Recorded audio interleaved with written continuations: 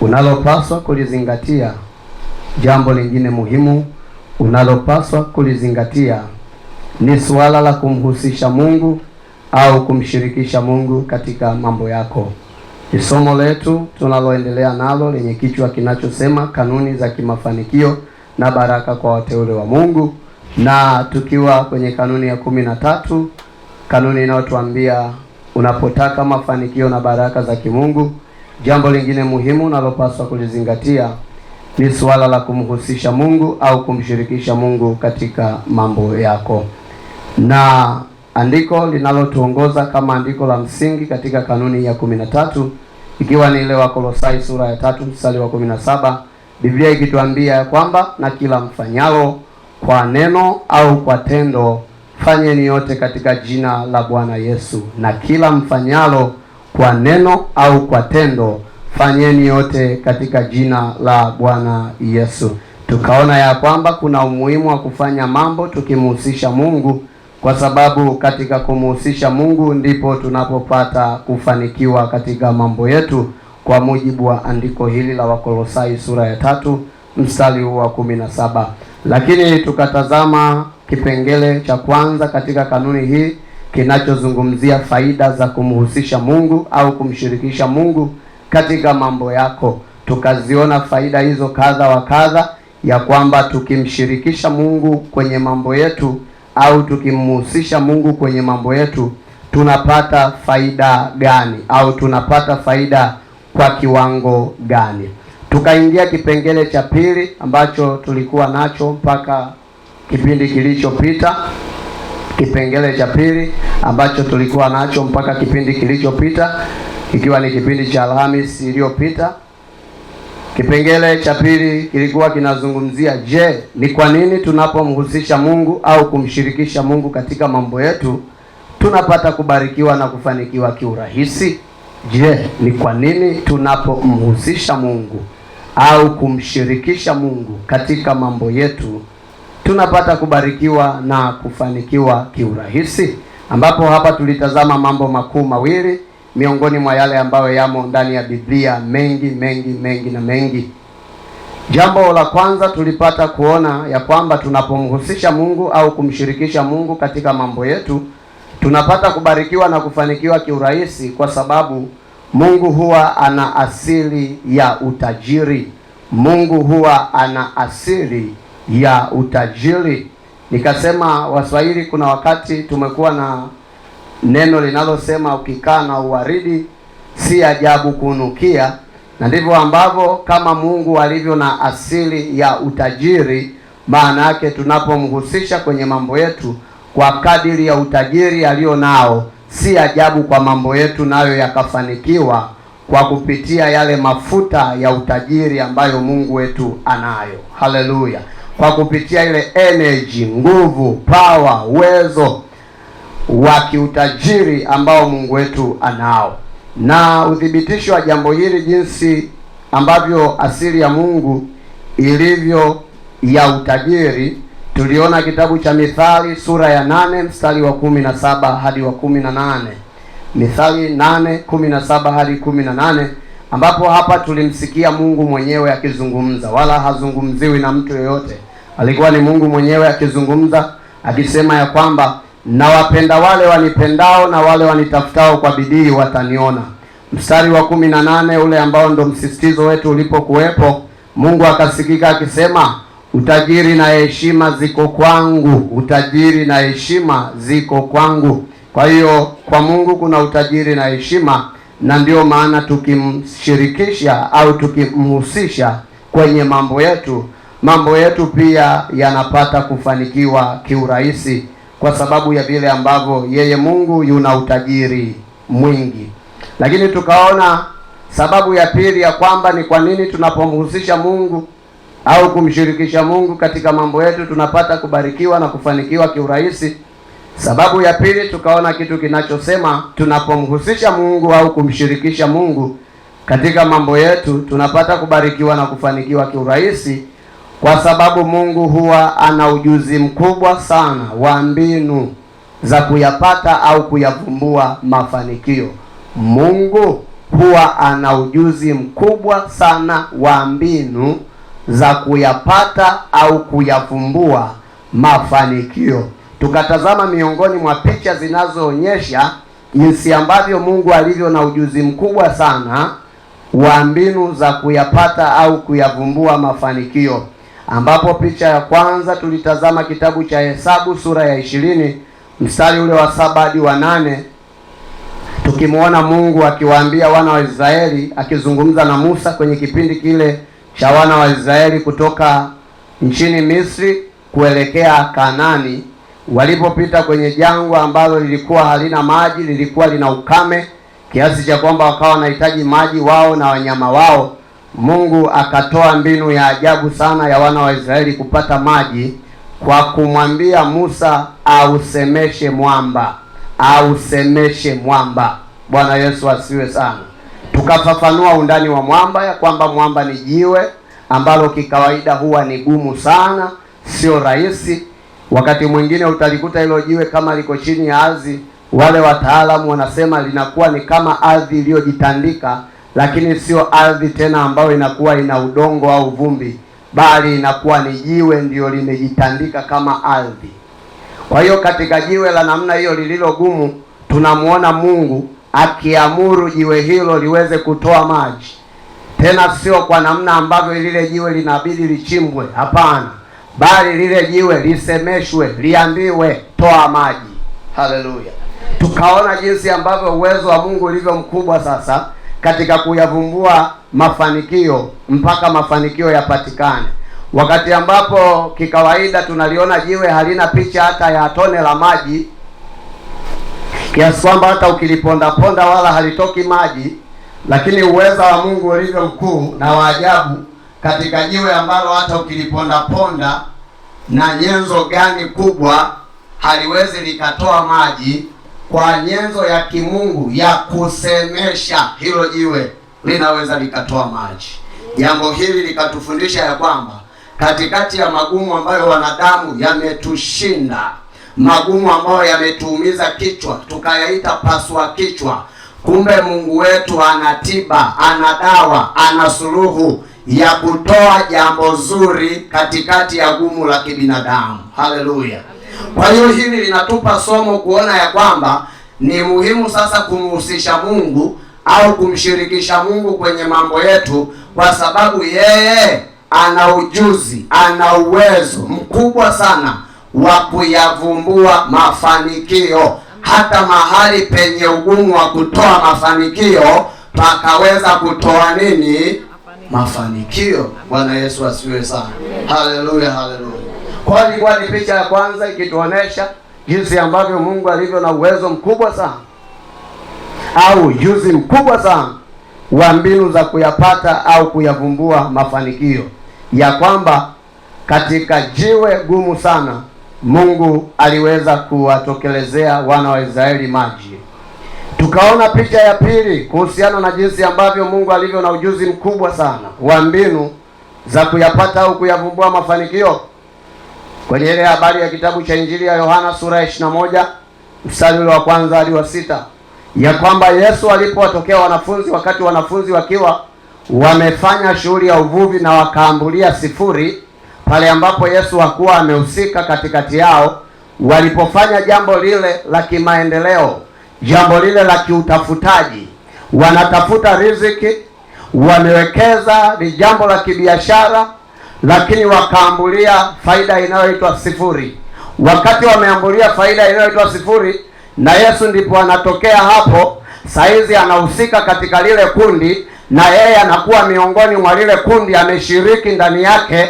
Utaona Yesu wakati anawaambia wanafunzi wake sasa nini wafanye ili wapate samaki katika ile bahari ya Tiberia, Yesu akasikika akiwaambia ya kwamba kwenye mstari wa 6, litupeni jarife, yani nyavu ya uvuvi, upande wa kuume wa chombo, yani upande wa kulia wa chombo, nanyi mtapata.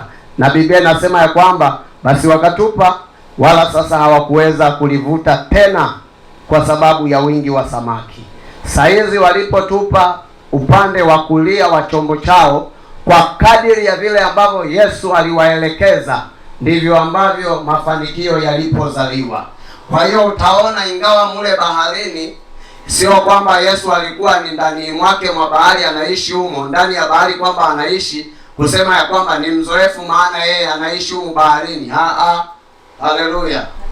Mule baharini ukipima uzoefu wa Yesu na hawa wanafunzi aliowakuta wanavua, hawa wanafunzi ndio unaweza ukawapa kiwango cha juu cha uzoefu, kwa sababu hata wakati wanachukuliwa kwenye utumishi wao wanafanywa kuwa mitume katika wale mitume 12 wa Yesu. Utaona miongoni mwao hawa wanaotajwa hapa kwenye hili kundi la wanafunzi walikuwa ndio kazi yao ya asili, wanavua, ni wavuvi siku nyingi. Haleluya. Petro alikuwa ni mvuvi siku nyingi kiasili. Watoto wawili wa mzee Zebedayo ambao ni Yohana na Yakobo walikuwa ni wavuvi wa asili tangu siku nyingi. Yesu anawatokea na wakuta kwenye chombo akiwa na baba yao wanavua. Maana yake uvuvi ulikuwa kwa mzee Zebedayo, na baadaye pia wakaambukizwa hii roho ya uvuvi ikawa ndani yao hawa vijana. Lakini utaona saizi na utaalamu wao wote wa uvuvi walikosa kupata samaki, wanatokewa na Yesu. Yesu anawaambia ni upande gani ambao watapata samaki, na walipovua kwa kupitia ule upande, ni kweli wakaambulia samaki wengi mpaka nyavu zikashindwa kuwahimili. Bwana Yesu asifiwe. Kwa hiyo tunaona kitu gani? Kuna weledi mkubwa sana, kuna uelevu mkubwa sana, kuna ujuzi mkubwa sana, kuna utaalamu mkubwa sana. Mungu wetu ni mbobevu wa mambo kwa namna isivyo kawaida. Amen. Amebobea kuyajua yote. Amen. Hata yale ambayo unasema umeyasomea ndio kisomo chako, ndio taaluma yako, kuna wakati Mungu huyajua yote, licha ya kwamba hujamuona ukiwa naye darasani wakati unayasomea hayo mambo, lakini bado elewa ya kwamba yeye Mungu ni yote katika yote. Ana uwezo wa kujua namna gani hiyo elimu uliyosomea itakupa masilahi, uende wapi ndipo uwekeze ili biashara yako ikupe masilahi. Yeye anajua hata kama hajasoma business. Haleluya. Amen. Bwana Yesu asifiwe. Amen. Tusiache kumuhusisha kwenye mambo yetu. Amen. Haijalishi ya kuwa ni classmate wako, hujamuona darasani. Maana kuna ile mtu ukiwa umeshikika kwenye jambo ambalo kuna watu ulisoma nao, unawakumbuka rafiki zako, unaanza kuwatafuta, unaambia, unasema nisoma na fulani bwana. Fulani, hivi wakati tunajifunza kule darasani kusolve kitu fulani hivi tulikuwa tunatumia kanuni gani? Haleluya. Kwa hiyo katika watu ambao ungetaka upate kampani zao ili wakutatulie ya kwamba unasolve kwa namna gani, usikose kumhusisha Mungu. Hata kama hakuwa ni mwanadarasa mwenzako, yeye yu juu ya yote, anajua yote, kwa sababu yeye ni yote katika yote. Bwana Yesu asifiwe sana. Kwa tukaona picha ya tatu pia kwenye Luka sura ya 5 mstari wa 1 hadi wa 7. Hapa napo tukakuta tena wanafunzi wa Yesu wakiwa wamekutwa katika ziwa linaloitwa Genesareti. Ni vile vile kama nilivyokuambia, hawa shughuli zao ilikuwa uvuvi sana. Hapa napo walikuwa wanavua. Kwa hiyo angalia walivyokuwa na picha za kubobea. Wamekuwa ni wavuvi wa baharini, wamekuwa ni wavuvi pia wa wapi? Wa maziwani. Kiasi ya kwamba ungewauliza habari za uvuvi watu kwenye hilo eneo lao, wangekupeleka moja kwa moja kwa hao watu, kwa sababu walikuwa wanaonekana shughuli za uvuvi na wao na uvuvi. Wanakutwa saizi katika ziwa hili la Genesareti, na Biblia inaonyesha ya kwamba walikuwa wamefanya uvuvi tangu usiku kucha mpaka kuna tokeza mwangaza, wanaona sasa kumekucha, wakawa hawajapata kitu chochote. Wazoefu hao wa kuvua sio kwamba ndio wanaanza leo shughuli ya uvuvi. Ni udhibitisho kuona ya kwamba pale kwenye kitabu kile cha Ufunuo wa Yohana, kwenye kitabu kile cha Yohana tumeona Yohana sura ya 21, Injili ya Yohana tumeona wakivua. Huko tena nyuma kwenye Luka tunaona walivua. Ni udhibitisho kwamba hawa na uvuvi na wao. Hii kwa ni kazi yao. Lakini utaona hapa tena wakaambulia sifuri. Kwa nini? Hawana Yesu. Hilo tu. Yesu alipokuja kwao, alipohusika, aliposhiriki kwenye lile kundi lao, Biblia inasema ya kwamba akawaambia, pelekeni chombo mpaka kilindini. Haleluya. Kilindini ni wapi? Ni mahali ambapo pana kina kirefu katika hilo ziwa. Kwa hiyo utaona saizi Yesu napo alijua ya kwamba watapata samaki muda huu kwa kufikisha chombo chao kilindini kwenye kina kirefu cha ziwa. Saa zile kule kwenye bahari ilikuwa watapata kwa kurusha upande wa kulia wa chombo. Saizi ilikuwa ni kwa kupitia kufika eneo lenye kina kirefu cha ziwa. Unaweza ukaelewa jinsi gani ambavyo Mungu alivyo na weledi mkubwa wa kuyavumbua mambo yalipo. Bwana Yesu asifiwe. Amen. Pamoja na kwamba kuna wale wa migodini kama mzee wetu mzee Jimmy, huwa wana vyombo maalum kabisa, wanapimia, wanasema hapa mzigo upo. Lakini lazima pia upime na Mungu. Haleluya. Ana weledi mkubwa sana wa kuvumbua mambo hata yaliyofichika, hata ya sirini. Watoto wanaosema ya kwamba sisi tumezaliwa kwenye shughuli hii toka kitambo, ndio shughuli ambayo imetulea. Yaani sisi ndio tumesoma kwa kupitia shughuli hii. Tulikuwa tunakula kwa sababu ya kazi hii. Walifeli tena leo katika ziwa lile la Genesareti. Yesu alipowatokea akawaambia, samaki wanapatikana katika kilindi cha hili ziwa, mahali ambapo pana kina kirefu cha ziwa. Biblia inasema walipoenda na wakapata mpaka chombo chao hakikutosha kwa habari ya zile samaki, hakikuweza kuhimili. Ilibidi mpaka waite wengine waliokuwa pembeni hapo wenye vyombo, waambie njoni tushirikiane.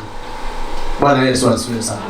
Kwa hiyo utaona kuna umuhimu mkubwa wa kumhusisha Mungu kwenye mambo yetu, kwa vile ambavyo Mungu alivyo na jicho la kuyaona mambo hata kama yamefichika. Yale ambayo kwa uwezo wetu wa kibinadamu tumeshindwa kuyaona, Mungu yeye anayaona. Yale ambayo yameshindikana kwa madaktari, tukafika mahali tukaambiwa ya kwamba tatizo hili halina tiba, yeye Mungu anajua tiba yake. Haleluya. Bwana Yesu asifiwe. Ni swala tu la kumhusisha nani? Kumhusisha yeye katika habari za utabibu unaotaka juu ya afya yako. Pamoja na matabibu wa kidunia ambao wana vifaa kadha wa kadha, na kila leo sayansi inagundua vifaa kadha wa kadha, bado sisi wa Mungu hatutamwacha Mungu kwenye hali zetu. Tunajua yeye ni tabibu wa yote. Ana vifaa vya kupima kugundua matatizo, lakini pia ana vifaa vya kuweza kutatua tatizo. Sikuna magonjwa leo hii yanapimwa, yanajulikana, lakini hayana tiba. Unaambiwa hapo tu utaishi sasa kwa lifestyle, badilisha tu mtindo wa maisha ili upunguze sasa vitu vya sukari. Lakini kiuhalisia kwa dawa moja kwa moja, vidonda vya tumbo hivyo ni kwamba saizi zingatia muda maalum wa mlo, lakini kwa dawa moja kwa moja ya kutibu kwa kweli haleluya. Katika hayo ambao wanadamu wanabaki nayo na kusema hawana utatuzi wa mambo, Mungu anayajua mpaka zedi yake. Habaki kwenye hapana. Nimesha kukutana na jambo la ajabu. Unamwona mwanafunzi anahitaji kusoma, mtoto anahitaji kusoma, amefika kwenye rika la kusoma, unampeleka shuleni, lakini baadaye unasikia mwalimu anakuita, anakwambia kwamba hivi huyu mtoto kwa kweli tangu mzae hana shida yoyote. Unaambia hana shida mwalimu, kuna nini? Yaani huyu mtoto uelewa wake kwa kweli umekuwa ni mgumu sana. Yaani kwa kweli hebu mzazi tusaidiane kwa karibu sana kumtengeneza huyu mtoto akae vizuri. Kwa kweli mzazi hebu jitahidi sana kutoa mchango mkubwa sana wa kumsimamia huyu mtoto. Wakati umempeleka shuleni, kwamba unajua shuleni ni kwa atapata kutibiwa, unashangaa na walimu nao wanakuita, wanataka mkae kikao na wao, mwambizane ya kwamba tatizo ni nini. Hata wao wenyewe hawaoni tatizo na hawaelewi, na wakati mwingine unaona walimu wanarudisha mpira kwako tena wewe mzazi, kwa kukwambia kwamba hebu jitahidi kumsimamia vizuri, hebu jitahidi kumsimamia. Kwa hiyo kuna wakati hata wale wataalamu ambao tuliwatazamia kwamba watakuwa ni waleta utatuzi kwenye mambo yetu, huwa wanazidiwa. Haleluya. Amen. Waswahili wanamsema, unasema kubwaga manyanga. Wanafikaga mahali wataalamu wa dunia hii wanabwaga manyanga. Kama muamini, ngoja tu tuseme. Kuna wakati mnaweza mkawapelekea wale makungwi matatizo ya ndoa. Hata wao wenyewe wakakaa wakasema kwa tatizo hili, hata kwambia anaweza akakwambia kihekima. Lakini hata kungwi naye ambaye ulimwamini sana, ukamwona ya kwamba ni mtaalamu, anajua kupikilisha vizuri mambo ya ndoa, utashangaa kuna wakati moyoni mwake anaguna, anasema kwa tatizo hili kwa kweli hata mimi mwenyewe ndio kwanza nalisikia hivi, kumbe kuna shida ya namna hii. Anaweza asikwambie, lakini ndani ya moyo wake akawaza. Wataalamu wapi wa dunia, kuna mambo hawawezi kukupa suluhu kamili, lakini ukimshirikisha Mungu ana suluhu kamili hayo mambo, kwa sababu yeye ni yote katika yote. Hakuna jambo la sirini ambalo Mungu anaweza hakafichwa. Haleluya. Kwa tumeona ni jinsi gani ambavyo ni muhimu sasa kumhusisha Mungu kwenye mambo yetu, kwa sababu kuna namna ambavyo yeye amebobea sana kujua namna ambavyo mafanikio yanaweza yakapatikana, au ana ujuzi mkubwa sana wa mbinu za kuyapata au kuyavumbua mafanikio. Leo tutaingia kwenye maombi ya hitimisho la somo. Tutaanza leo alafu tutamalizia siku ya Jumapili kwa neema ambayo Mungu atatujalia. Bwana Yesu asifiwe sana. Haleluya. Kwa kama unaandika, andika kitu kinachosema mwongozo.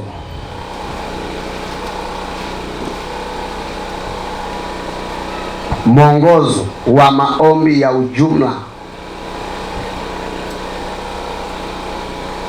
Tutaanza kitu hiki na tutamaliza Jumapili kwa neema ambayo Mungu atatujalia, na hapo tutakuwa tumehitimisha rasmi kanuni yetu ya 13 ya namna ambavyo tunaweza kuzipata baraka za Mungu na mafanikio ya kimungu maishani mwetu.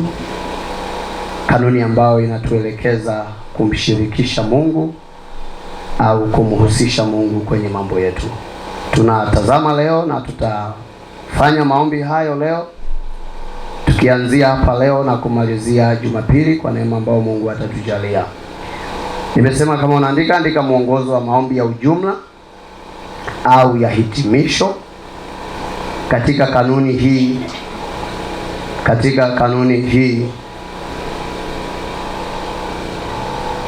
ya kumhusisha Mungu au kumshirikisha Mungu katika mambo yetu. Mwongozo wa maombi ya ujumla au ya hitimisho. Mwongozo wa maombi ya ujumla au ya hitimisho katika kanuni hii ya kumhusisha Mungu au kumshirikisha Mungu katika mambo yetu. Kwa huu ni mwongozo rasmi wa maombi, licha ya kwamba tumekuwa tukiomba huko kila mara baada ya kipengele tumekuwa na maombi tangu tulipoanza kanuni hii, kwa jinsi ambavyo Roho Mtakatifu alikuwa akituongoza kuombea yale ambayo tuliyaombea. Lakini leo tutakuwa tuna picha ya mwongozo rasmi wa kimaombi ambao ni maombi ya hitimisho kabisa katika kanuni hii ya 13 inayozungumzia kumhusisha Mungu au kumshirikisha Mungu katika mambo yetu. Kama unaandika, andika ombi la kwanza. Ombi la kwanza nimeandika kwa kadiri Roho Mtakatifu alivyonisukuma kushughulikia hapa. Ombi la kwanza nimeandika omba toba na rehema. Omba toba na rehema. Omba toba na rehema. Omba toba na rehema juu ya suala la kufanya mambo peke yako. Omba toba na rehema juu ya suala la kufanya mambo peke yako.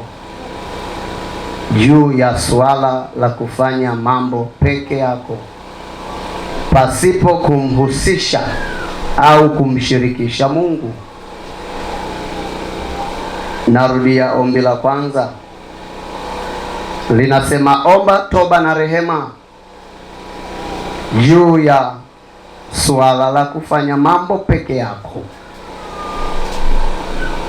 pasipo kumhusisha au kumshirikisha Mungu. Pasipo kumhusisha au kumshirikisha Mungu. Hapa nielezee kwa nini tutubu, kwa nini tuombe rehema pale ambapo hatukumhusisha Mungu kwenye mambo yetu. Kwa nini tuombe toba? Kwa sababu msamaha mzuri ni ule unaouomba ukiwa unajua ulipokosea na ulivyokosea. Haleluya. Kuna wakati inaweza ikamtia hasira mzazi kweli kuona ya kwamba mtoto amekosea kosa kubwa kweli.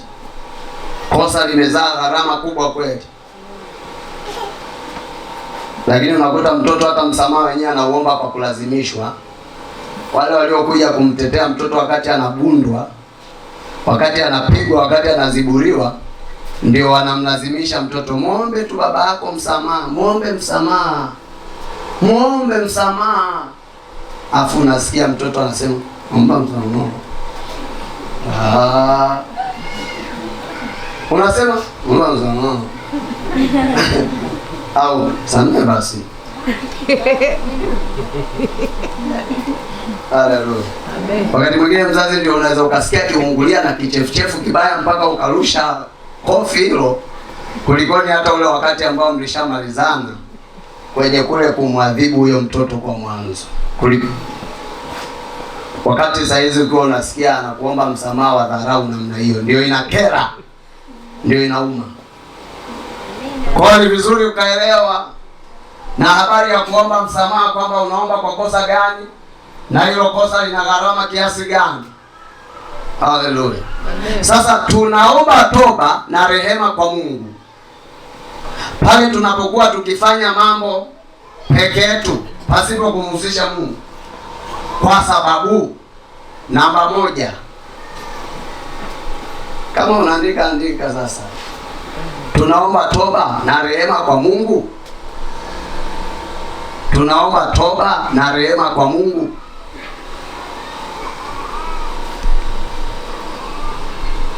pale tulipofanya mambo peke yetu pasipo kumhusisha Mungu. Tunaomba toba na rehema kwa Mungu. Tunaomba toba na rehema kwa Mungu pale tulipofanya mambo peke yetu pasipo kumhusisha Mungu, kwa sababu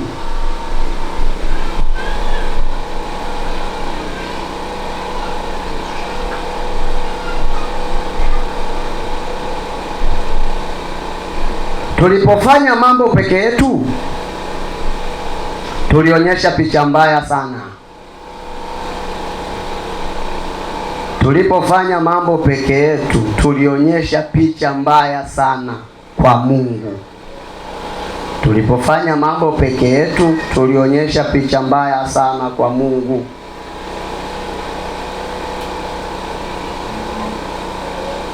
Tulipofanya mambo peke yetu tulionyesha picha mbaya sana kwa Mungu, inayomaanisha ya kwamba Mungu hana uthamani wowote ule katika maisha yetu. Nimesema tulipofanya mambo peke yetu tulionyesha picha mbaya sana kwa Mungu, inayomaanisha ya kwamba Mungu hana uthamani wowote ule katika maisha yetu.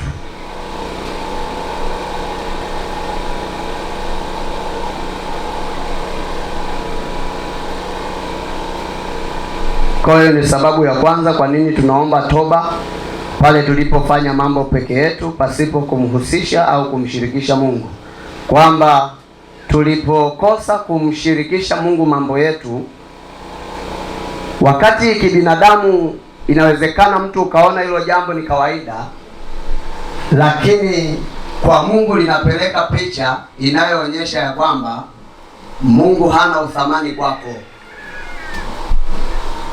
Bwana Yesu asifiwe sana. Haleluya. Kwa Mungu tunapofanya mambo peke yetu, kwa Mungu inapeleka picha inayoonyesha ya kwamba Mungu hana uthamani wowote ule katika maisha yako, na ndio maana ukaamua ubebane na mambo yako wewe kivyako. Bwana Yesu asifiwe sana.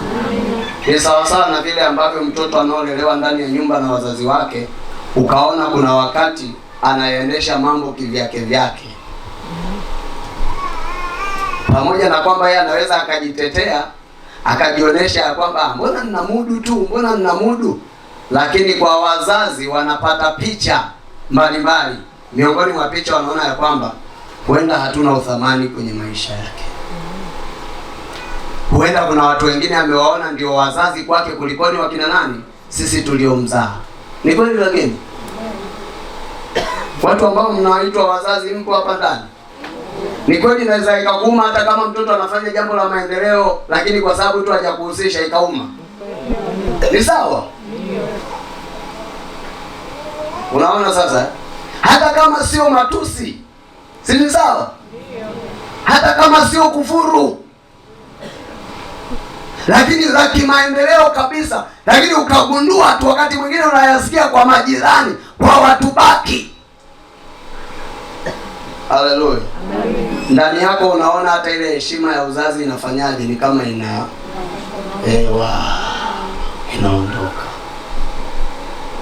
Bwana Yesu asifiwe. Na ndivyo ilivyo kwa Mungu.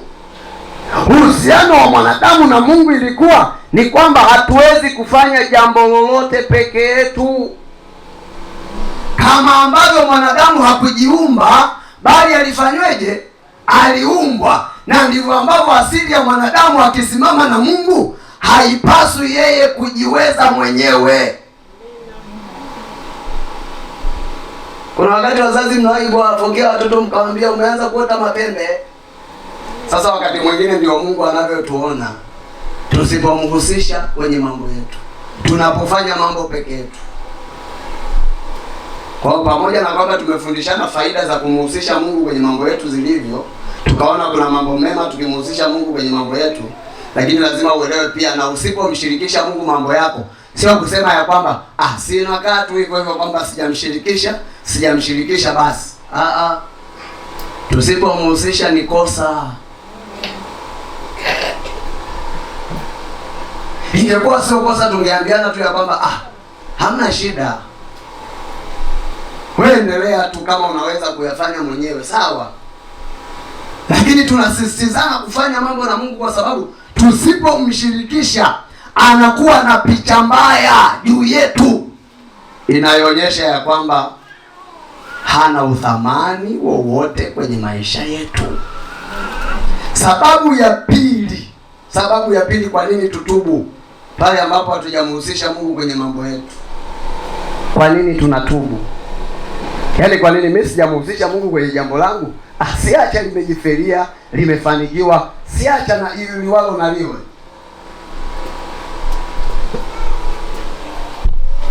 Hili naambiwa sio liwalo na liwe hapa. Pia ni kosa ambalo linatupasa tutubu kwa Mungu. Kwa nini tunatubu? Na wakati mwingine hata hilo jambo ambalo mimi nalifanya ni la kwangu. Sawa, ni la kwako, lakini ulipoacha kumhusisha Mungu kwenye hilo jambo, kuna picha nyingine ambayo umempa Mungu. Yeye Mungu huko mbinguni amepokea picha ya namna hii. Haleluya. Andika sababu ya pili inasema hivi: ulipofanya mambo peke yako pasipo Mungu. Sababu ya pili ya kutubu pale ambapo hatujamhusisha Mungu au kumshirikisha Mungu kwenye mambo yetu, inasema ulipofanya mambo peke yako pasipo Mungu. Ulipofanya mambo peke yako pasipo Mungu, hapo ulionyesha picha mbaya sana. Ulipofanya mambo peke yako pasipo Mungu, Hapo ulionyesha picha mbaya sana, inayomaanisha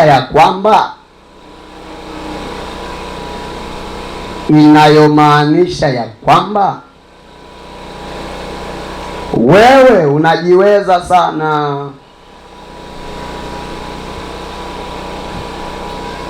Ulipofanya mambo peke yako pasipo Mungu, hapo ulionyesha picha mbaya sana, inayomaanisha ya kwamba wewe unajiweza sana hata bila msaada wa Mungu. Ulionyesha picha hiyo, ndio maana inabidi tutubu, kwa sababu ulipofanya mambo peke yako pasipo Mungu, hapo ulionyesha picha mbaya sana, inayomaanisha ya kwamba wewe unajiweza sana hata bila msaada wa Mungu. Sasa ndio maana leo hii tunakasheshe kweli kwamba kuna watu mmefanya mambo peke yenu bila Mungu. Utaona ukakutana na hasara kwenye yale mambo. Haleluya. Ulipokutana na hasara kwenye yale mambo, wewe ukaona suluhu kurudi kumuhusisha nani? Hapo bado unakuwa umejikanganya. Yaani unataka upande kitandani na matope kwa sababu tu umekumbuka saizi ni usiku. Kuna wakati utaoga tu hata kama unalia. Yaani umemrudia mzazi kwa sababu tu umekumbuka ni usiku, sasa umetoka kwenye michezo na matope, kwa hiyo ndio unataka upande kitandani kwa sababu ni muda wa kulala. Hapo napo unaweza ukala makofi kwa sababu ya kuchafua kitanda na matope. Inakupasa nini? Lazima utengeneze kwanza. Na ndio maana leo hii tuna watu wameendelea kupata hasara kwenye mambo yao. Kwa sababu gani? Kwa sababu wana vilio vya kumhusisha Mungu kwenye mambo yao, lakini bado hawaoni hayo mambo yakitengemaa. Kwa nini? Ulianzaga bila Mungu, ulifanya peke yako. Moja, hiyo ni kosa. Kwa sababu ulipeleka ujumbe kwa Mungu unaosema ya kwamba wewe unajiweza. Leo hii hilo jambo limekupalia. Haleluya. Limekupalia la kutokea puani. Usijue kwamba ulikosea pale ulipojipeleka mwenyewe, pale ulipolifanya mwenyewe kwa akili yako, ukatubu. Wewe unaruka toba, unaenda kutua kwenye kijiwe kinachoitwa ya kwamba Mungu saizi njoo, saizi usika, Mungu shughulikia hili jambo. Yanakuwa ni maombi ya mpiga kelele bure. Kwa sababu gani? Kwanza una faini hujailipia inayoitwa kosa la kufanya peke yako. Kwa kabla ya kumwambia Mungu husika kwenye jambo ambalo tayari ulilifanya peke yako bila Mungu, lazima utengeneze kwanza kwa toba. Amen. Kwa sababu una doa, una deni, unakosa, una hatia ya vile ambavyo ulifanya peke yako bila Mungu. Unapoona saizi sasa umepigwa na nyundo za kidunia, unamtaka Mungu. Hatutoki kwenye kufanya mambo peke yetu tukaruka tukaenda kwenye kumtaka Mungu bila toba ya pale tulipofanya wenyewe. Mpo wanafunzi? Hiyo ndio elimu ya Mungu. Hatuvuki kidato kinachoitwa kutubu. Jamani, niwaambia leo nataka watukate mitama madhabahuni. Haleluya. Haturuki nini? Haturuki kidato au darasa linaloitwa toba ya kule kufanya peke yetu. Hata kama umejua ulikosea, hatutoki kwenye kujua tumekosea tukaenda kwenye kumwambia Mungu njoo sasa tufanye wote. Hatutoki kwenye kujua tumekosea tukaenda kumwambia Mungu ya kwamba saa hizi nataka nifanye na wewe. Kuna toba. Wakati mwingine utaona ni kwenye toba tu Mungu atakuridhia, ataona aje sasa mfanye naye, kulikoni hata ukaruka toba ukamwambia tufanye wote. Haleluya. Kwa sababu gani? Toba automatic inarudisha mahusiano yaliyovunjika. Na ndio maana kuna watu ni wanafiki ambao kamwe si utawahi kuelewa. Unasikia nimemsamehe lakini hapo ni ubovu tena. Toba inarudisha mahusiano yaliyovunjika. Sasa vipi na wewe kama umesamehewa na Mungu lakini kukawa kuna lakini? Haleluya. Vipi na sisi tukakaa mbele za Mungu ya kwamba tukikosea tukatubu, Mungu akatuambia nimewasamehe, lakini wewe utaridhika kutembea kwenye mstari wa lakini ya Mungu? Kwa sababu akiifunua hiyo lakini nini? Utaona, lakini sitakubariki, lakini ukiomba sitakujalia. Sasa ilikuwa na maana gani ya kuitwa nimesamehewa? Kusamehewa lazima pia nione ya kwamba kuna hali ambayo mimi nilikuwa nayo hapo kwanza kabla sijakosea. Sasa hizi hiyo hali inarejea. Kama kwenye habari ya nani? Ya yule mwana mpotevu aliyodhamiria ndani ya moyo wake akasema narudi kwa baba. Tunaona alivyorudi kwa baba tena ubaba ukarudi na mpaka kufanyiwa nini? Sherehe. Hiyo picha ya toba. Kwa hiyo utaona ni muhimu sana kutubu ikiwa tuliwahi kufanya mambo peke yetu, kwa sababu toba ndio itakayoturudisha tuwe na mahusiano mazuri na Mungu, hata aridhie sasa tufanye naye pamoja. Tunaenda sawa sawa wapendwa? Kwa hiyo tuna kila sababu ya kutubu pale ambapo tuliwahi kufanya mambo peke yetu pasipo Mungu. Kwa picha hizi tulizoziona, picha ya kwanza ikionyesha ya kwamba tunakuwa tumemwonesha Mungu kuwa hana uthamani wowote katika maisha yetu. Picha ya pili ikionyesha ya kwamba tunakuwa tumejionyesha ya kwamba tunaweza sana hata bila msaada wa Mungu. Na hapa kwenye mabano nikaandika, yaani ni kama umeonyesha jeuri kubwa mbele za Mungu. Tangu ulipoonyesha kufanya mambo peke yako pasipo nani? Mungu. Hapo ni umeonyesha ujeuri mkubwa kwa Mungu. Bwana Yesu asifiwe sana. Na kuna wakati niseme kitu kingine ninachosikia. Kuna wakati pia umemdhoofisha Mungu. Kwa sababu gani? Kumbuka, maadamu wewe uko kwenye mwamvuli wa Mungu, watu wanaoyaangalia mambo yako wanajua ya kwamba haya mambo yanafanywa na mtoto wa nani? Kwa hiyo ulipo score 0, ulipopata 0 kwenye mambo, watu walisema nani aliyepata 0 kwenye lile jambo? Yule mtoto wa Mungu.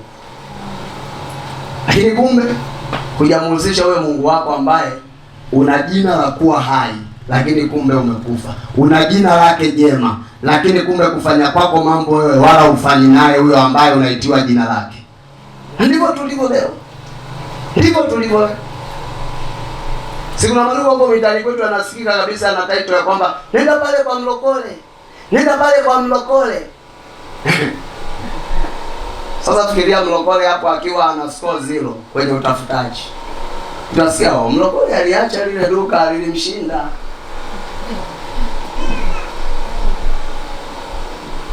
Mlokole akiinama hivi aibu inamwendea nani? Inamwendea Mungu. Kwa jamani, hata watu wa Mungu nao kumbe wanaweza wakalogeka. Kuna wakati nimekuja kufuatilia nikaona picha za ajabu mpaka kanisa nalo linahama mahali kwa kusema ya kwamba pana uchawi mwingi. Unaona vivumbi hivyo? Kanisa mahali ambapo watu ndio waenda wamkimbilie Mungu atengenezwe, kanisa lilikimbia uchawi. Sasa angalia aibu iliyopo.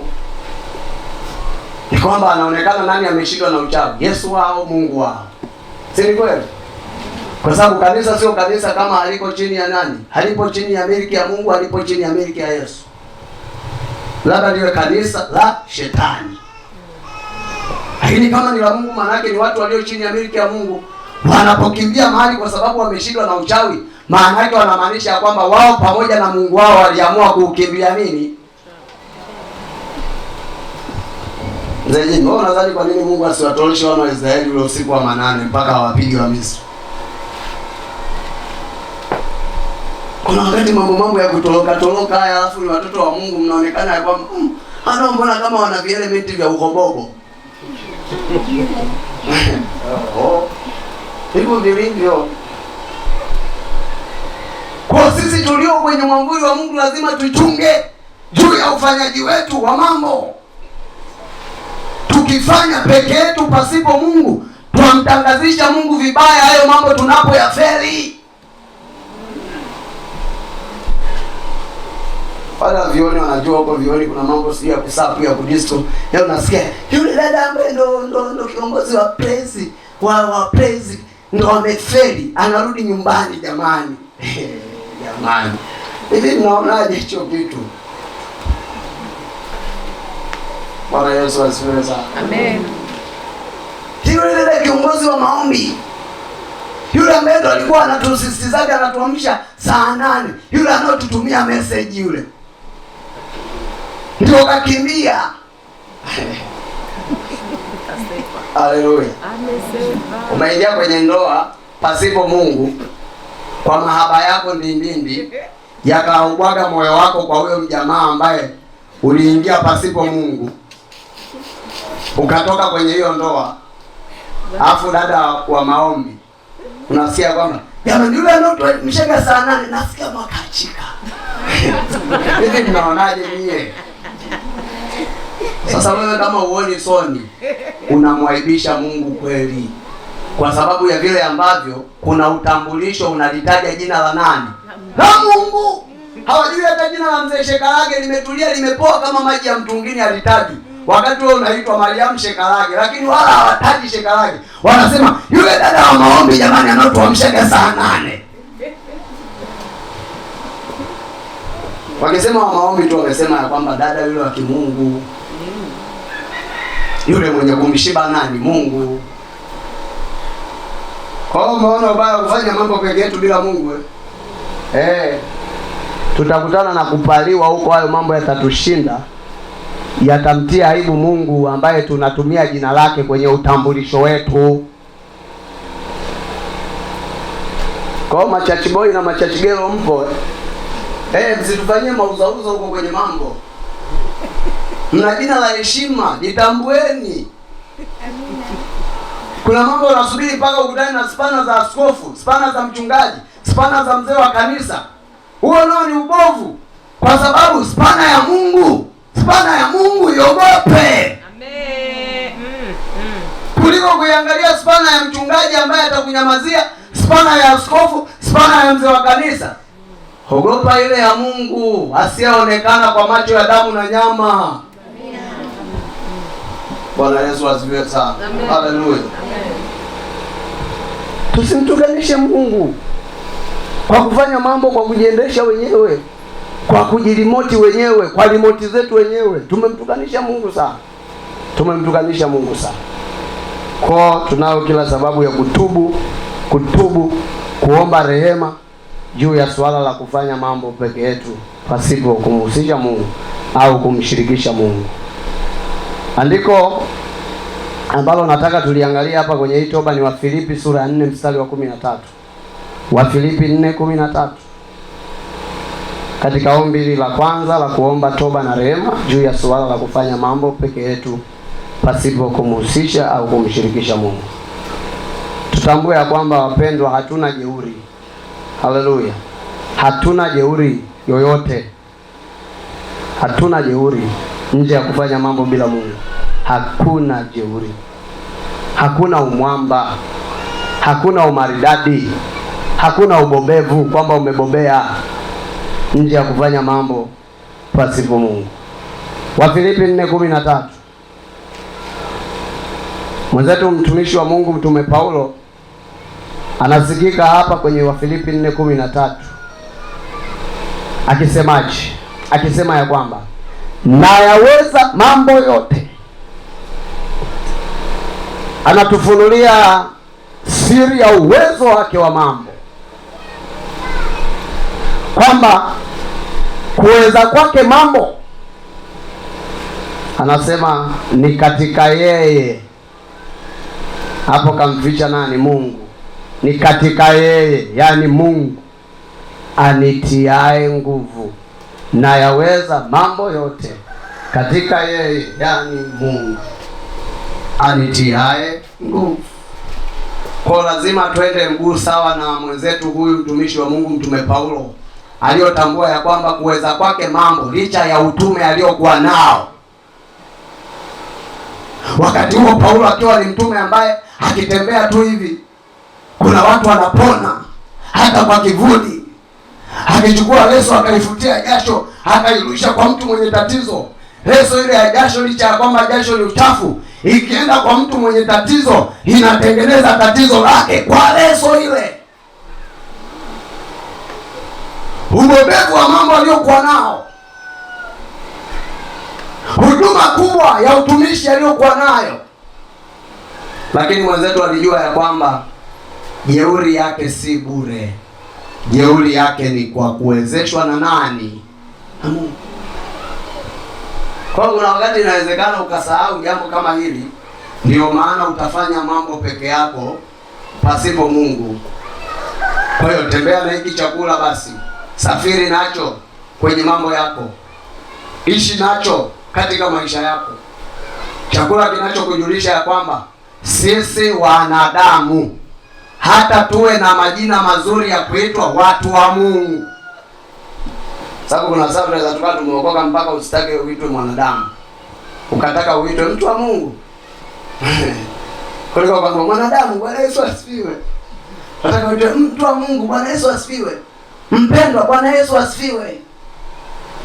Haleluya. Licha ya majina mazuri ambayo tunaweza tukawa nayo tukaishi nayo, lakini sisi kama wanadamu lazima tuelewe ya kwamba hatuwezi jambo lolote pasipo Mungu kuhusika kwenye maisha yetu. Kila mtu ni boksi tupu. Kwa Kiingereza wakasema empty set. Kila mtu ni empty set, ni boksi tupu. Asipokuwa na nani? Asipokuwa na Mungu kwenye maisha yake. Na ndio maana utaona kuna wakati inatulazimu hata tuyaache mambo yetu ya thamani, tuifuate njia ya Mungu pale ambapo Mungu anatutaka kwa wakati huo, kama tulivyokusanyika hapa. Bwana Yesu asifiwe sana. Ili ijulikane ya kwamba sisi tutupu pasipo Mungu. Sisi sio kitu pasipo Mungu. Bwana Yesu asifiwe sana. Kwa hiyo ishi na neno hili kama mwenzetu alivyojitambua ya kwamba kuweza kwetu mambo ni kwa kupitia nguvu za Mungu. Yeye ndiyo mwenye chaji ya kutuchaji na sisi tukaitwa tunachaji. Kuna simu gani ipo automatic inajichaji yenyewe? Haina mfumo wa sola, haina mfumo wa umeme. Kwa hiyo kuna simu itasifiwa ina full charge, kuna simu itasifiwa inakaa na chaji sana. Lakini ni kwa sababu hiyo chaji kuna mahali ambapo anaipatia huyu simu. Utakuta inaosifika kwamba hii bwana kwa kujichaji yenyewe. Ikishafikia tu hapo hata mtu ukitaka umuuzie, usimwambie hiyo siri ya kwamba hii simu yangu kuna saa inajichaji, hanunui. Haleluya. Usije ukakokoa sifa nyingi za simu yako kuielezea kwa mnunuzi ambaye unataka umuuzie simu, ukajikuta umeikokoa sifa inayosema ya kwamba simu yangu inajichaji yenyewe, hanunui. Labda kama hajui simu. Ukishasema inajichaji yenyewe, hata kama kuna sifa nyingi umeshaziorodhesha, hiyo ya mwisho unayomalizia kwamba inajichaji yenyewe, mnunuzi anayeelewa sifa ya simu anasema hii ni sifa iliyomaanisha kwamba hii simu ni mbovu. Kwa sifa ya simu kufanyaje? Kujichaji yenyewe. Ukijikanyaga tu ukasema hicho kwamba ni sifa, unaisifia simu yako, watu wanatoka na somo linalomaanisha una simu mbovu haswa. Bwana Yesu asifiwe sana. Haleluya. Kwa utaona ni ajabu hata sisi tukisema ya kwamba kuna mahali tunajiweza kwa uwezo wetu. Upi wewe uliokuwa udongo mwanzo? Haleluya. Amen. Ulitegemea pumzi ya Mungu. Biblia inasema ya kwamba ndipo mtu akawa nafsi nini?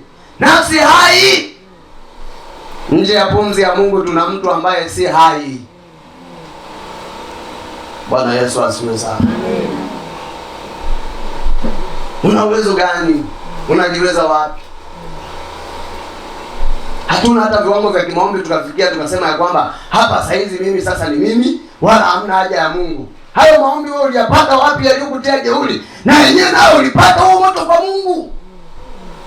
Lazima bado katika kushiba kwako ukumbuke ya kwamba ni Mungu ndiye amekushibisha. Kwa hiyo shibe yako isikupe jeuri ya kumwacha huyo Mungu, kwa sababu kesho na baadaye utaumwa njaa. Wewe utashiba wapi tena? Tukikutana na mtu wa namna hiyo, ndio mtu mbovu katika watu wabovu.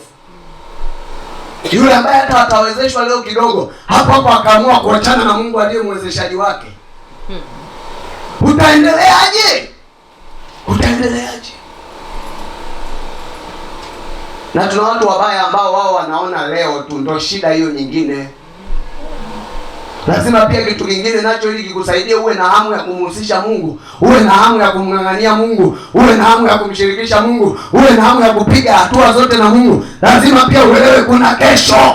Waswahili wakasema kuna leo na wapi na kesho. Mwanadamu anaoitazama tu leo kiasi cha kwamba akishibishwa leo hajali yule aliyomlisha, huyo naye ni mbovu. Kwa sababu anaangalia lini tu, anaangalia leo. Asijue kwamba kuna umbea wa tumbo na uongo, kudanganya kwingi kweli. Ninakwambia jioni tusizani kama nala hapa. Ni watoto, hebu tu jioni mjihesabu wenyewe. Kakifika kale kaalamu kanako tukumbusha ya kwamba kagiza kanaingia. Unasikia? Jamani ni saa moja kasoro hiyo, ni sana. Hivi nitalala kweli hivi? Uongo wa nini? Wa tumbo. Bwana Yesu asifiwe sana. Sasa wale uliowaambia wasikuhesabu, wakisha kuwa majeuri nao wakaamua hiyo siku tuwapike chakula kizuri, kikishaanza kunukia tu pale ndio kinaungwa, unaanza kuambia wenzangu, wewe unapika nini jioni? Unakuja hivyo, tutakuona tu kwamba unakuja. Tumeona tu tupike kapila kwetu huu. Wenzangu chukueni hata kaela kanuni hata karobo kanyama na mimi nitakuwemo. Umekuja umefika. Tusiongozwe na jeuri za nini? Za matumbo. Uongo wa nini? Wa matumbo. Kutuambia yameshiba kila yanapokula mlo mmoja, wakati kuna miwili mingine mbeleni inahitajika huko. Kwa chai na vitu kwa vitano ndio. Leo jamani vimeingia, mmeshiba. Wewe. Kuna kale ka saa 6 kale kisha piga kale kaalamu kale. Saa 7 kasoro hii. Kumbe ndo maana nasikia huko ndani nimeharibikiwa. Tumbo sielewi. Bwana Yesu asifiwe sana. Amen. Tuangalie kuna mbele. Tukiwa tunaona kama kuna vihamuhamu vinakuja kusema ya kwamba saa hizi ni bora ufanye zako tu peke yako, uendelee zako, wala usiwe na haja ya kumhusisha Mungu, wala usiwe na haja tena ya kuwa na bidii ya maombi, wala usiwe na haja tena ya kuwa na zile funga zako. Saa hizi mambo ni kama unaporomoka tu, uko kitonga unateremka, yani hata ulale kinyume hapo lazima ushuke udongoloke. Uko kwenye midongoloko, kusitutie jeuri tukamwacha Mungu. Tujue ya kwamba tutadongoloka, kuna mahali utapita utasikia hapo huendelei tena. Unahitaji kusukumwa tena. Yule Mungu aliyetusukuma juzi na jana, hata kama leo tuko kwenye mporomoko, lazima tuendelee kumhitaji, kwa sababu kuna mahali tunaweza tukadunda, tukahitaji wapo tusukuma. Bwana asifiwe sana. Toba, simama tuombe. Ndio kumekuchwa hivi. Toba. Ulipofanya mambo peke yako bila Mungu, toba. Ulipofanya mambo peke yako bila Mungu, toba.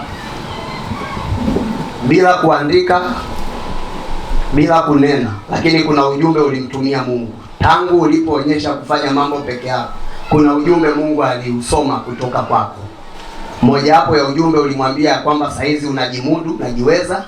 Mojawapo ya ujumbe ulimwambia saizi yeye sio wa thamani kwako, hata kama hujasema kwa maneno ya kinywa chako. Lakini ulipoonesha ya kwamba kuna mambo unajifanyisha mwenyewe, unang'ang'ana nayo mwenyewe, unalianzisha, unapambana nalo mwenyewe. Tena wakati mwingine ndio tumekuwa watoto wabaya, unakuta ni wazo la Mungu, lakini tumeingilia kazi hilo wazo, tumeliingilia kwenye mchakato hilo wazo, tunalichakata wenyewe. Wazo ni la Mungu, alichakata mwenyewe, waenda wapi wewe? Waswahili wakasema mbio za sakafuni huishia ukingoni. Kuna wakati mwingine Mungu anakusubiria tu, kuna ukingo utakwama. Bwana Yesu asifiwe sana. Amen. Lazima leo tuoneshe kumwambia Mungu tumejifunza ya kwamba hatuwezi jambo lolote pasipo wewe. Hata yale ambayo umetufunulia wewe, kama tuliyafanya kwa akili zetu, tusamehe, kwa sababu kumbe tumekutumia ujumbe mbaya mbinguni kujionesha kwamba sisi tu viburi, tu majeuri, tunajiweza, kuonesha kwamba hatukuthamini. Mungu tusamehe. Sema Mungu Baba. Sema Mungu Baba. Ninakuja mbele zako, ni jioni ya neema ambayo umenipitisha kwenye darasa la mafundisho yako, ukiendelea kuniambia juu ya habari zinazonihusu za maisha yangu, kutaka nibarikiwe, kutaka nifanikiwe. Ninakuja mbele zako jioni ya leo nikiomba toba, nikiomba rehema pale ambapo nimefanya mambo peke yangu pasipo kukuhusisha, pasipo kukushirikisha. Mungu, naomba unisamehe, naomba unirehemu. Sio kwamba ni kwa maneno yangu au kwa maandishi yangu, lakini ndivyo ilivyo ya kwamba nilipoonyesha kufanya mambo kwa uwezo wangu mwenyewe, bila uwezo wako, bila msaada wako, nilionyesha picha mbaya ya kwamba mimi ninajimudu peke yangu, lakini sivyo hivyo, sivyo hivyo Baba. Leo hii ninaomba nikisimama na neno hili la mwenzangu Paulo alilolinena kwenye Wafilipi sura ya 4 mstari wa 13, akisema ya kwamba nayaweza mambo yote katika yeye Mungu anitiaye nguvu. Nami leo hii nalibeba neno hili ya kwamba peke yangu, hata nikiwa na jina lililo zuri la kuitwa mtoto wa Mungu, lakini mimi siwezi jambo lolote, siwezi kitu chochote, siwezi neno lolote pasipo wewe Mungu mwenye nguvu zangu, nguvu za maisha yangu zinakutegemea wewe, zinakutegemea wewe. Ni kwako Mungu niko ninanyonyea nguvu, shauri yangu ya kufanya mambo peke yangu, vyangu leo ninatubu, leo nisamehe, leo nirehemu kwa kosa langu baya la kuonesha kiburi ya kwamba najiweza, ya kwamba ninamudu mambo. Nimepigika kwenye mengi kwa sababu ya kiburi hiki cha kujiona ya kwamba ninaweza mambo kivyangu, lakini leo ninakuja kwako nikikudhihirishia kwa maneno yangu ya kwamba mimi siwezi jambo lolote, siwezi neno lolote. Mungu nisamehe, nilipofanya peke yangu, kumbe pia nilikuaibisha, maana nimetumia jina lako kwenye utambulisho wangu na nikaingia hasara na nikatia aibu hata lile jina lako. Nisamehe Bwana, nisamehe Mungu wangu, nimetia aibu jina lako mara kwa mara kwa kuanguka kwenye yale niliyoyafanya peke yangu. Nimekula mieleka mingi, Mungu nisamehe, Mungu nirehemu. Wengine wakasema sini mtoto wa Mungu, sini mwana maombi, sini mlokole, mbona amepigika, mbona ameshindwa. Nimetangaza vibaya jina lako Mungu, leo nisamehe, leo nisamehe. Endelea kutubu vile Roho Mtakatifu anavyokuongoza kwa kadiri ya neno lililopi vita ya kwamba tukifanya mambo peke yetu tumelitukanisha jina la Bwana. Pale tulipoferi kwenye hayo mambo tumemtukanisha Mungu.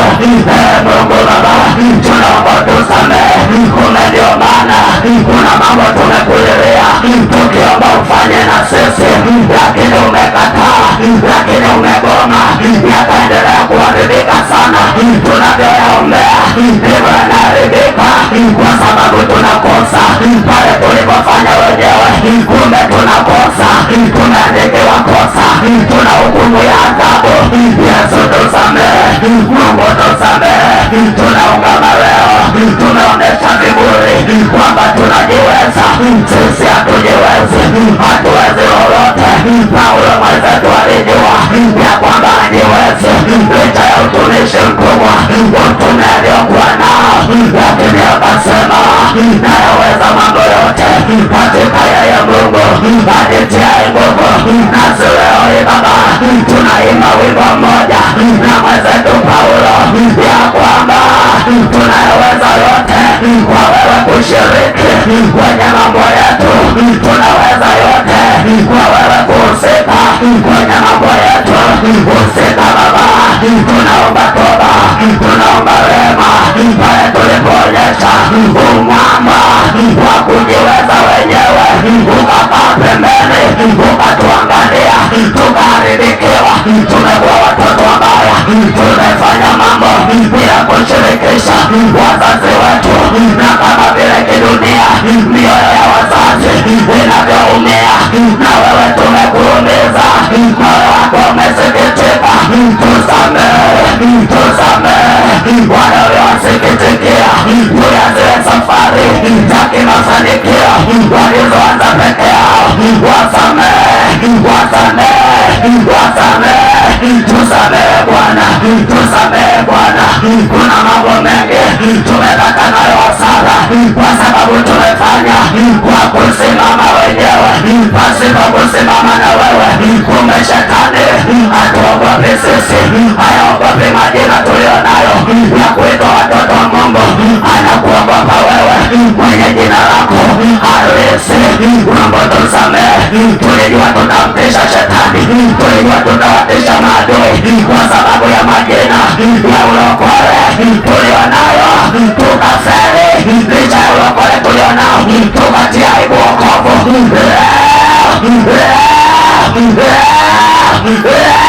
Mungu akusamehe, Mungu akurehemu, Mungu akusamehe. Wewe uliona jeuri kuliko mlokole, ulipoitwa mlokole ukaota mapembe, hata hujamuhusisha Mungu kwenye mambo unayoyafanya, ukafanya peke yako ukijua taito ya ulokole itakubeba, lakini umedondoka. Mwambie Mungu akusamehe, mwambie Mungu akurehemu. Kila ulilolifanya peke yako pasipo yeye akusamehe leo, akurehemu leo. Mungu, tunaomboleza juu ya kosa hili baya tulilolifanya ya kuonesha jeuri kwamba tunajiweza. Hatujiwezi, tulikuwa tunajidanganya, tulikuwa tu watoto wachanga. Leo tumejua itupasavyo, tumejidanganya vya kutosha. Inatosha. Endelea kuomba toba. Mwenye unajua mieleka uliopiga, kwenye mambo ulioyafanya, kwenye shughuli mbalimbali ulizojihusisha nazo. Ulitafuta mafanikio lakini ikaja sifuri. Ilitoka wapi? Na wewe ni mtoto wa Mungu. Leo Mungu ametufunulia tumepata hasara kwa sababu ya kufanya mambo peke yetu. Tuchoke hiyo hali ya kuamulia sifuri, ya kuamulia hasara, ya kuamulia majuto. Tuchoke wapendwa, tuseme tumetoka kuwa wasifuri, kuwa mikiani. Mbona habari za kimaendeleo walokole tuko mkiani?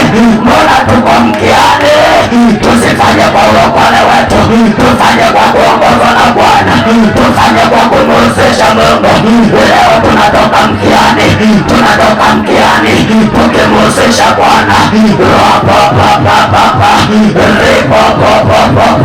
tunatoka mkiani tukiomba toba mbele za Bwana pale tulipofanya wenyewe. Tusamehe Bwana, tusamehe Bwana, tusamehe Bwana. Yalianza mambo kama mema, yalionekana yana sura njema, lakini baadaye hasara ilivyojiinua hatukujua hata imetokea wapi. Ni kwa sababu tumefanya peke yetu, tumefanya mengi peke yetu, hasara nyingi tumezipata kwa kufanya mambo peke yetu. Imetosha. Mahusiano mengi yameumiza watoto wako, yameumiza waliookoka kwa sababu ya kuingia peke yao pasipo wewe. Tusamehe. Biashara nyingi zimetutoa manundu, zimetupiga knockout kwa sababu ya kufanya peke yetu.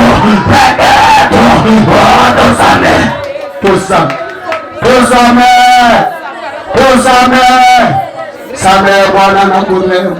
Endelea kuomba, endelea kutubu. Mwambie Mungu akusamehe pale chochote ulichofanya pasipo kumshirikisha Mungu na matokeo yake amekugharimu. Mwambie Mungu akusamehe. Kuna wengine wanasumbuliwa hapa, hata ulipoenda kukopa hukuomba na matokeo yake umepata na pressure, umepoteza kila kitu.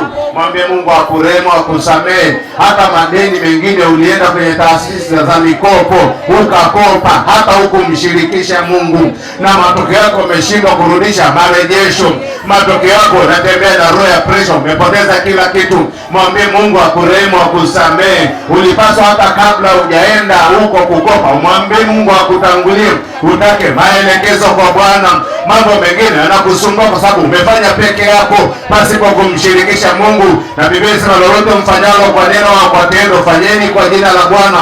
Ni mangapi umefanya peke yako huku mshirikisha Mungu na matokeo yako umepata hasara? Ni sawa, tunaomba Mungu aturehemu, atusamehe. Mungu aturehemu, atusamehe pale tunapojiongoza wenyewe. Ni mangapi umejiongoza mwenyewe? Ni mangapi umejiongoza mwenyewe na matokeo yake ukapata hasara? Hatuwezi kujiongoza wenyewe, tunaongozwa na Roho Mtakatifu, tunaongozwa na Mungu. Hakuna mwanadamu anaweza kujiongoza mwenyewe. Ndio hata ile mtunzi aliyeimba tenzi ya 116 asema, Bwana huu sehemu yangu, katika safari yangu nitatembea pamoja na wewe. Kwenye shughuli zako umefanya na nani? Kwenye ndoa yako umesimama na nani? Ofisini kwako umesimama na nani? Hata mwimbaji asema, Bwana huu sehemu yangu, katika safari yangu nitatembea na wewe. Kila ile mwimbaji alipokwenda aliona Mungu ni sehemu ya maisha yake, aliona Yesu ni sehemu ya maisha yake, akasema Bwana huu sehemu yangu. Ni nani amekuwa sehemu ya hatima ya maisha yako?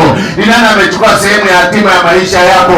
Hiyo roho iliyochukua hatima ya sehemu ya maisha yako, na matokeo yake ndio maana umefika hapo ulipo, na matokeo yake ndio maana umeharibikiwa. Mwimbaji anasema Bwana huu sehemu yangu. Kila alichoona aliona Mungu ana sehemu katika hilo jambo. Mungu anahusikaje kwenye mambo yako? Mungu ana sehemu gani kwenye biashara yako? Mungu ana sehemu gani ofisini kwako? Mungu ana sehemu gani kwenye afya yako? Mungu ana sehemu gani kwenye ndoa yako? Mungu ana sehemu gani kwenye uzao wa tumbo lako? Mungu ana sehemu gani kwenye uzao uliotoka viunoni mwako? Na nimesema na watoto wako watafundishwa na Bwana, na watoto wako watafundishwa na Bwana, na amani yao itakuwa nyingi. Ilikuwa ni mpango wa Mungu mpaka watoto wa kwetu wafundishwe na Mungu, lakini matokeo yetu, watoto wetu wana tabia mbaya kuliko za watoto wengine hapo mtaani. Endelea kumwambia Mungu akusamehe. Ulipopata watoto ulipaswa uwadhabihu, waweke katika mikono ya Mungu. Mungu ashughulike na maisha yao, Mungu ashughulike na maisha yao. Ndio maana wamesoma, hata kazi hawana, umesomesha hawana mwelekeo. Hawana tofauti na mtu ambaye hata kwenda shule kimaisha, hawana mwelekeo. Maana hata watoto ulipowapata huku warudisha kwa aliyokupa, hawatunze. Nimesema mimi ni Bwana Mungu wako nikufundishai ili upate faida. Kiu ya Mungu ni kwamba alikuwa tufundishe tupate faida, tusipate hasara.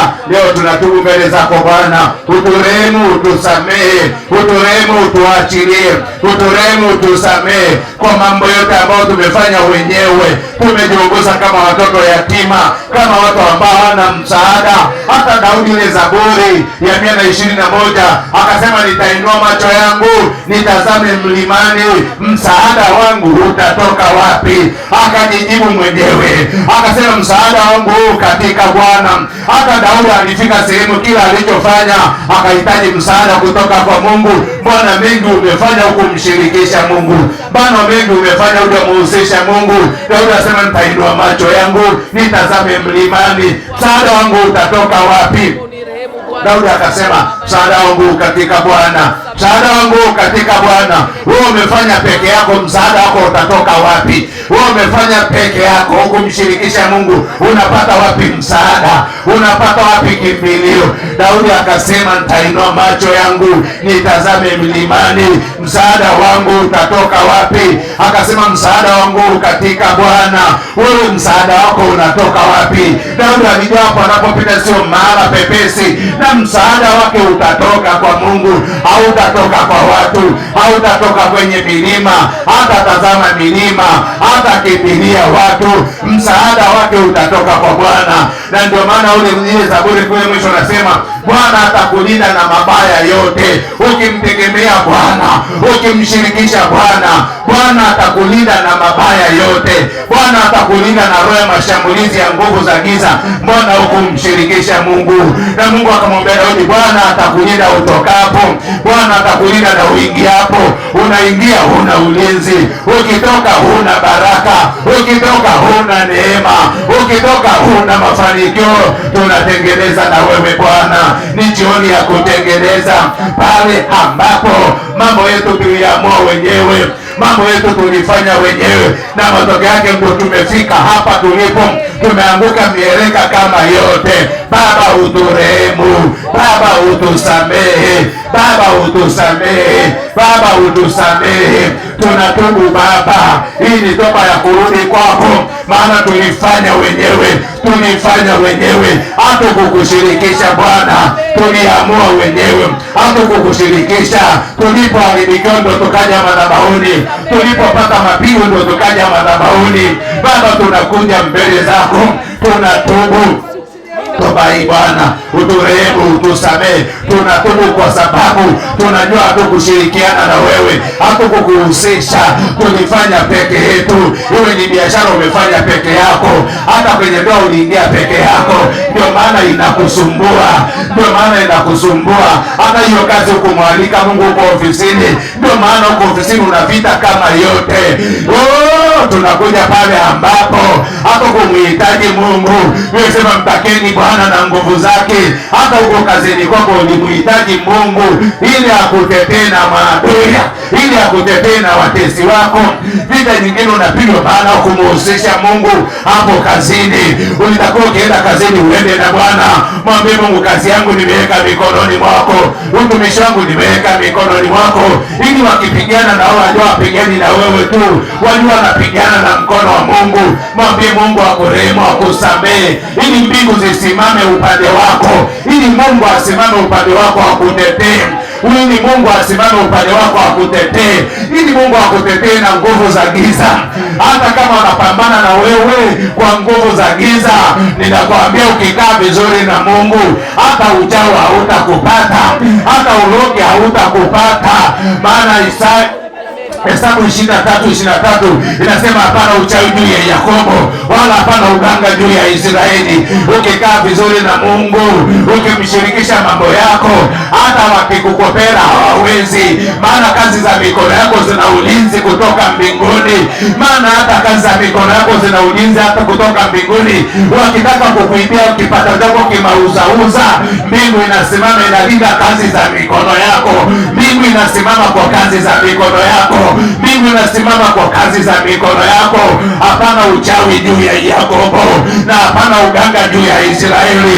Ninakuhakikishia ukisimama na Mungu, kila eneo ukamuhusisha Mungu, Mungu akahusika. Hata wakuendee kuzimu, hata waende kuzimu, hata watumbukie kuzimu. Nabii Amos anasema wajapochimba waende kuzimu, huko nako mkono wa Bwana utawatoa. Hata wateremkie kuzimu kwa ajili yako, ninakwambia hawakuwezi. Mbingu itasimama na wewe, mbingu itasimama upande wako, Falme wa Mungu utasimama upande wako. Ninakwambia hata aseme sahihi, tunajua ameenda kukopa, tunaenda kuchawia ile kale kabiashara kafe. Ninakwambia hawakuwezi, maana ulimshirikisha Mungu. Ulimwalika Mungu kwenye hilo jambo, ulimwalika Mungu kwenye hilo jambo. Hata wakitaka kuharibu wataharibiwa wao, hata wakitaka kukuharibu watapigwa wao. Mwambie Mungu akusamehe, mwambie Mungu akusamehe. Mungu aweza akakutetea, Mungu aweza akakutetea, Mungu aweza akakutetea, kwa sababu hilo jambo huko mshirikisha, umepata hasara ndio unarudi. Mwambie Mungu akusamehe ili uanze ukurasa mpya na Mungu. Hata wale ambao mnaenda shamba, mwambie Mungu, mwaka huu ninaenda kulima, nisema utabariki kazi ya mikono yangu. Ninaomba kule shamba unitangulie, ninaomba kule shambani unitangulie, ninaomba kule shambani unitangulie, kule ninapoenda Mungu unitangulie. Mwambie Mungu akutangulie. Wapo ofisini kwako, Mungu akutangulie. Mwambie Mungu hakuonekanie. Mwambie Mungu amekurema, amekusamehe. Tamani unapotoka hapo ukaanze na Bwana. Unapotoka hapo ukaanze na Bwana. Usifanye pasipo kumshirikisha Bwana, usifanye pasipo kumshirikisha Bwana, katika jina la Yesu, katika jina la Yesu. Hata kama amekunenea mabaya, hata kama amekunenea mabaya, unapofanya na Bwana, unapokuwepo mkono wa Bwana, wakitamka manaka wamepambana na mkono wa Mungu. Hawajapigana na wewe, wamepigana na mkono wa Mungu. Katika jina la Yesu, katika jina la Yesu, katika jina la Yesu, katika jina la Yesu, katika jina la Yesu, katika jina la Yesu. Mungu sikia toba hii. Mungu sikia maombi ya kila aliyetubu kwa moyo. Mungu sikia kwa aliyetubu kwa moyo. Kila aliyetubu kwa uaminifu, nenda ukamtendee kitu. Biblia inasema dhabihu za Mungu ni moyo uliopondeka na kuvunjika. Mungu hata udharau wale ambao mioyo yao imepondeka na kuvunjika. Mungu nenda ukawatendee wenye moyo uliovunjika na kupondeka. Inasema dhabihu za Mungu ni moyo uliopondeka na kuvunjika. Wale waliopondeka mioyo yao, wakaona wamekosa, wamerudi kwako Baba. Pokea mioyo yao, pokea mioyo yao, pokea na maombi yao. Mungu akienda kufanya, ukawainue, ukawafanikishe kwa jina la Yesu na kwa damu ya Yesu. Amen. Pigia makofi kwa Bwana.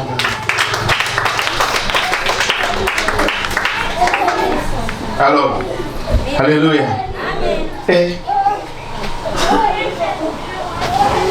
Bwana Yesu asifiwe. Mungu ananisomesha makundi mawili hapa. Kwenye toba hii nasemesha makundi ya mawili.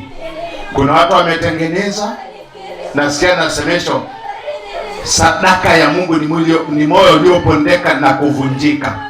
Kuna wengine wamebaki wameshangaa, wamebaki hivyo. Rafiki yangu, my friend, jambo la kutengeneza la kwako na Mungu, sio la kwako na mtumishi wako. Nasikia nikisemesha dhabihu za Mungu ni moyo uliopondeka na kuvunjika. Mungu akitaka kumtembelea mtu, anaanza kutembelea moyo wa mtu. Moyo wa mtu umevunjika namna gani? Kama moyo wako umebaki umeinuka tu, umekuja kwenye maombi, imekula kwako. Wengine wajaja hapa, amekuja tu kwenye maombi, imekula kwako. Haleluya. Wewe uliokuja unasubiri kuombewa, imekula kwako kama hujafanya. Neno la kututoa ndio hili. Amen. Hata kilichokuleta hapo ulifanya mwenyewe kumshirikisha Mungu. Na Mungu akitaka kututoa anatupa maelekezo ili ujue unatoka tokaje. Ili ujue hapo unanasukana sukaje. Dhabihu za Mungu, sadaka ya Mungu, mahala popote Mungu anapokuja anaangalia moyo uliobeba toba. moyo wenye majuto, moyo wenye majuto. Unaweza ukaja hapa halafu katoka patupu, jambo la hasara kweli. Dhabihu za Mungu ni moyo uliopondeka na kuvunjika, moyo uliovunjika kwa Bwana. Umevunjika kwa Bwana, sio kwa mchungaji. Moyo uliotengeneza na Mungu. Hii ni toba yako ya kurudisha mahusiano yako na muumba wako. Hii ni toba. Haleluya, amina. Kwa nikwambie, kipindi nahamia hapa, sitaka kusema ushuhuda, nisikilize. Wakati nahamia hapa, kwa napata mashambulizi sana, nguvu za giza sana. Nikao usiku silali, naomba tu, napambana na wachawi tu, usiku silali. Haleluya. Mungu akasishughulike na wachawi. Akaniuliza, unataka niwaueje? Nikashtuka kwenye ile ndoto. Unataka niwapige, niwaueje?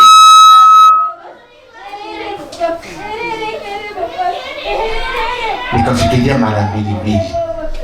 Bwana Yesu apewe sifa. Ng'ombe wapige na kenza, na wasipone popote. Bwana Yesu apewe sifa. Mungu ape, unataka niwapigeje?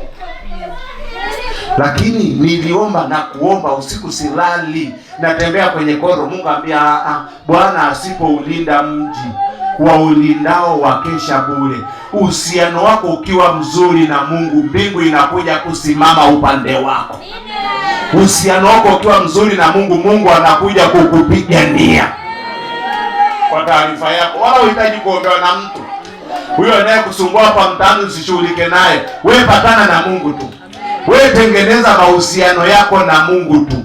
Uhitaji kumwambia mchawi kamata moto, wala tengeneza uhusiano wako kwanza na Mungu. Uhusiano wako na Mungu ukipiga tiki mbinguni, mbingu inashuka kukaa hapo kwako. Nakwambia hivi, Mungu anashuka mzima rafiki yangu. Haleluya.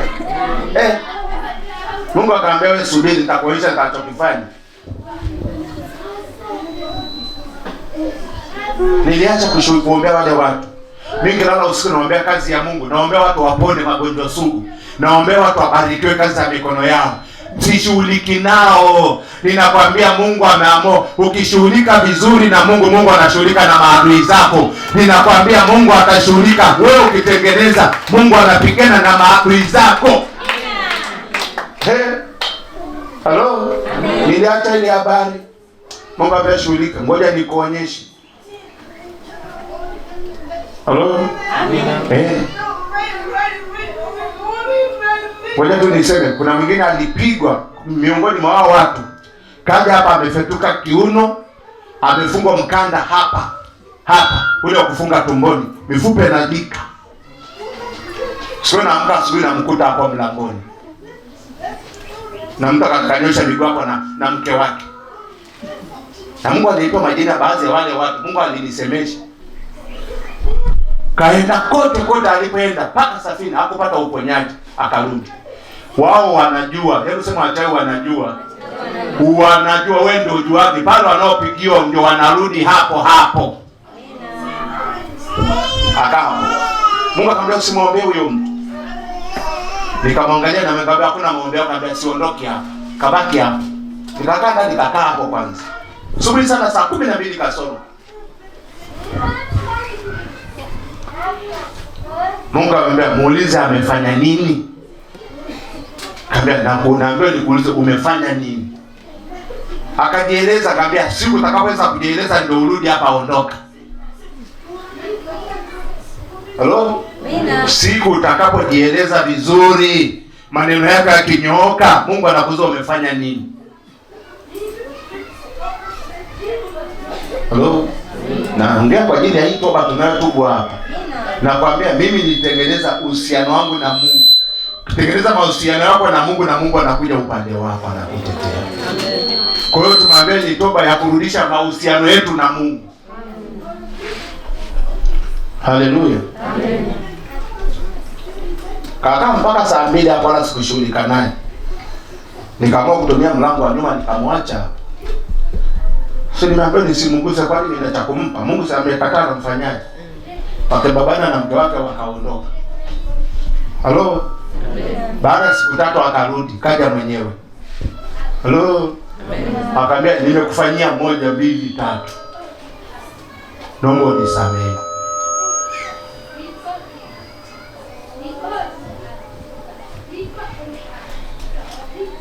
Kamera mimi kuongoza sala ya toba hii.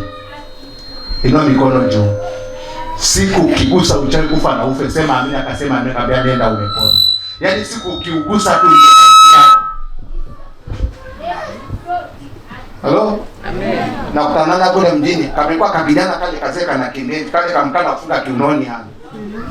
Wewe kachungulie tena uende. Pigwe tani 7. Vita nyingine sio ya kupigana.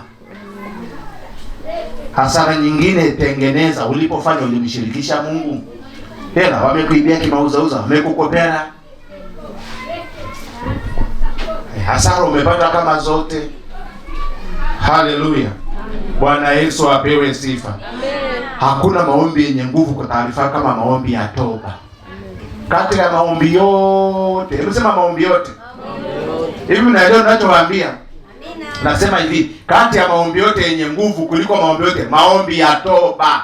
Amina. Maombi ya nini? Ya toba. Yaani Mungu akishakuridhia, akishakusamehe na kila kitu kwako kimekuja. Amina. Kwa sababu dhambi ndio imekata mahusiano na Mungu kama network.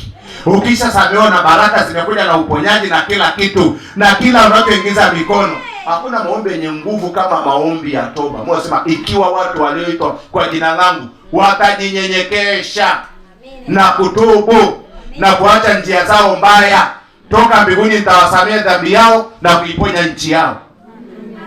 Kuna maombi yenye nguvu kama ya toba. Toba, kugeuka, kurudi kwa Mungu. Wewe unaweza ukaja kuhitaji kuombea uponyaji hapa, kumbe umepigwa kwa ajili ya dhambi. Wewe tubu tu, Mungu akikusamehe. Yaani swala la uponyaji ni kama mtu anapiga njiti ya kibeti, umekuja tu. Huwezi kupokea uponyaji wakati una mgogoro na Mungu. Hata tukutamkie. Huwezi kupokea baraka wakati kile unachofanya mshirikishi Mungu. Haleluya. Amen. Bwana Yesu apewe sifa. Haleluya. Amen. Haleluya. Kuna maombi nguvu kama maombi ya toba, dhabihu za Mungu, sadaka ya Mungu ya kwanza anayotaka. Mungu anataka moyo wako kuliko anavyofikiri. Akae. Kisha tengeneza hapo kwenye moyo wako kile utakachoingiza mikono, mibaraka itakuja tu.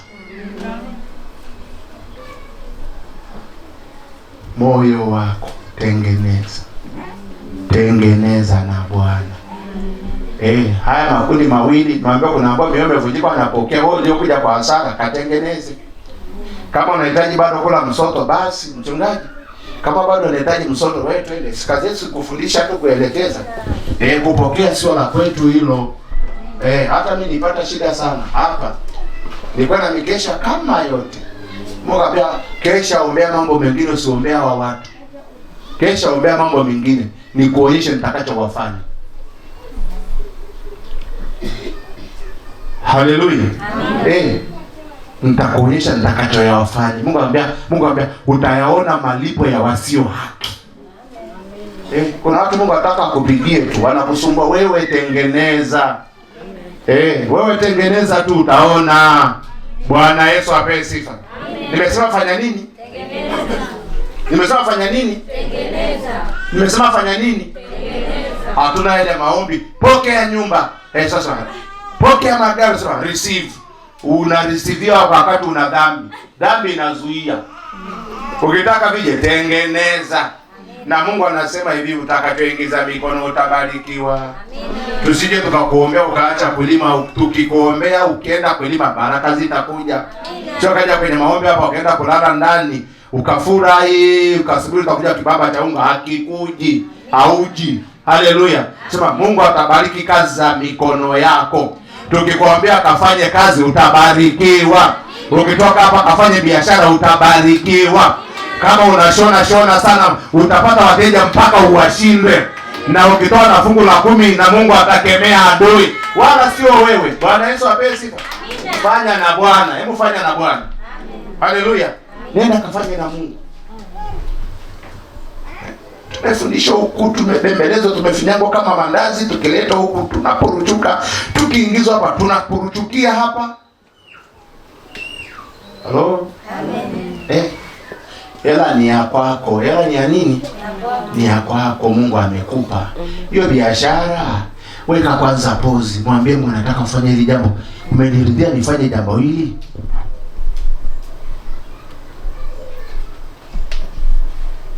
Haleluya. Nataka kufanya biashara fulani, Mungu. Hii ndio hii. Kwani usiulize? Ukishika mwambie tumsaidieni kuomba. Saidieni kuomba. Haleluya. Bwana Yesu apewe sifa. Kaja mtu hapa. Baba, nimepata mtaji mkubwa. Nataka ufungue duka kubwa. Pakuza vitu jumla. Nikamwambia mwambie akafuke ndio atakadirikia huko. Akaniangalia hivi akakuna kichwa. Nikamwambia nenda akafuke. Kafanye nini? Simetaka maelekezo? Si hapa ndio tunapokoseaga Amina. Tumekuja kuuliza, kaambia wewe sio una upako wa biashara, muujiza wako nenda kafuke. Akaenda kwenye biashara. Hebu sema akaenda kwenye biashara. Kafungasha mzigo karibu milioni 10 na kitu. Ulipotelea Kariakoo. Kaja, baba pressure mimi najifia tuna faith. Mimi na faith, na faith mimi sitaenda show faith ndio nini? Mnatofundisha kusoma na Kiingereza hapa na uzee.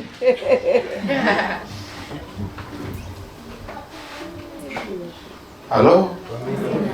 Ule mzigo kafungasha. Hili jambo lilikuwa na baraka. Kafungasha manguo kama yote. Wale wanaovusha barabara walibeba mzigo. Ni msamaha, watu wanavuka barabara anaingiza mguu hivi, anaingiza mguu, watoto wa kiume wakavuka na yale mashangazi kaja la kwanza la 4 la 5 akapotea mambo ya pili. Akimaliza kuvuka dakika 5 mabegi yamepotea. Mashangazi kaja yamepotea yote. Amefungasha vizuri kwenye maduka. Wale watoto wanakwepa gari wanachenga hivyo, anakwepa hivyo yeye analizuia anarudi. Analizuia wakivuka safari.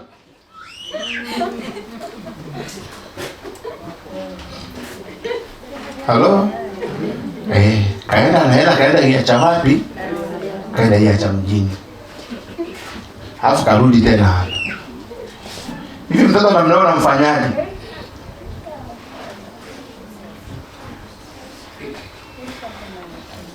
Huyo mtoto anamnaona mfanya nini? Si Mungu kamwambia cha kufanya? Naye sikaja akataka maelekezo. Unakujaje kutaka maelekezo wakati una maamuzi yako? Bwana Yesu apewe sifa. Haleluya. Msininukuu vibaya, lakini ngoja niweke kwa sababu ni ushuhuda. Amesahihisha, msema amesahihisha. Nasema amesahihisha.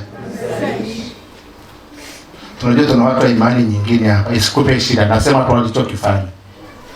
Nasema alichofanya nini? Alichokifanya. Kaenda fuga kitimoto. Hivi tunavyoongea sasa hivi ana kitimoto nguruwe 300. Ambia watu wametoka na sasa wametathiminisha pale kwa shilingi 200,000. 300 mara 200 shilingi ngapi? 300 mara 200,000. Milioni 60.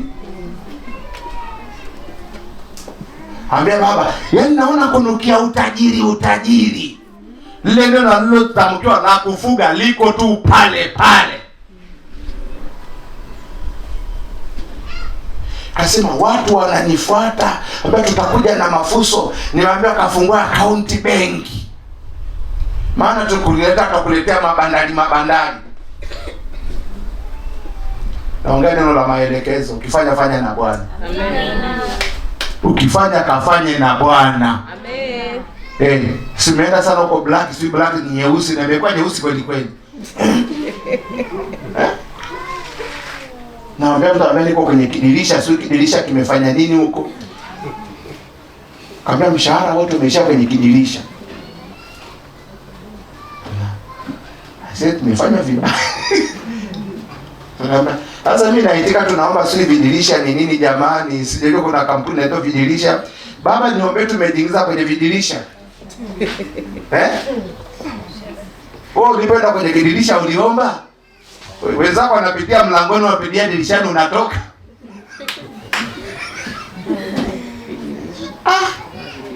Bwana Yesu apesi. Mimi nakwambia hivi tunavyovitu tukavifanyie kazi. Hatujawaambia msiende, ila omba kwanza. Taka maelekezo kwanza. Mungu atakupa maelekezo ndio uende. Hatujawazuia, mtangulize tu Mungu kwanza.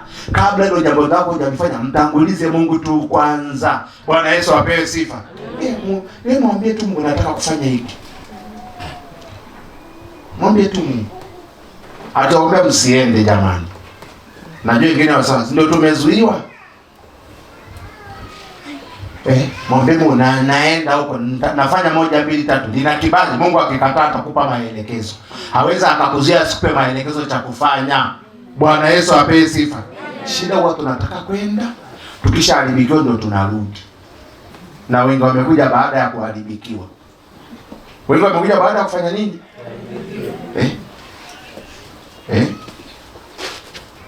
Mpendo wa benki kwa wapi hapa?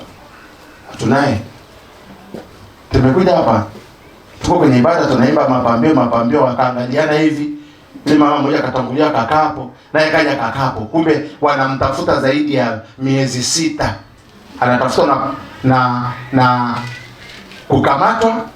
Alafu nimeweka tangazo inauzwa, mwenye kakatoroka na hati. Wamekuja kukutana kanisani namna hii. Kwani kuna ibada iliyoendelea? Mdaiwa na mshtakiwa vimekamatana hapa. Katufukuzia na muumini kanisani mpaka leo. Na kaenda kufa vibaya yule mtu. Na ibada ilishasema, anayenidai tumekutana hapa. Hapo ndo siji tena. Nimeambia mwisho shamba mnaombea watu mmekimbia kuja kuombea tume. Anashangaa kaja kaka. Hapo nashangaa. Hamani. Haya Juma. Juma huyu. Bwana Yesu apewe sifa. Haleluya. Si uombe unachotaka kwenda kukifanya. Mwambie Mungu. Bwana Yesu apewe sifa. Lolote mfanyalo kwa neno au kwa tendo, mwambie Mungu. Usifanye baada ya kupata hasara ndio unarudi. Hata kama ni kidogo. Sitra zaro vidogo sana. Kidogo ndio kitakuwa kikubwa kwa jina la Yesu. Haleluya. Hicho kidogo kitakuwa kikubwa. Haleluya. Mimi nakuombea rafiki yako, toba yako ifike kwa Mungu. Alafu Mungu akakutendee kitu. Toba maana yake tunasahihisha. Tuna walimu hapa.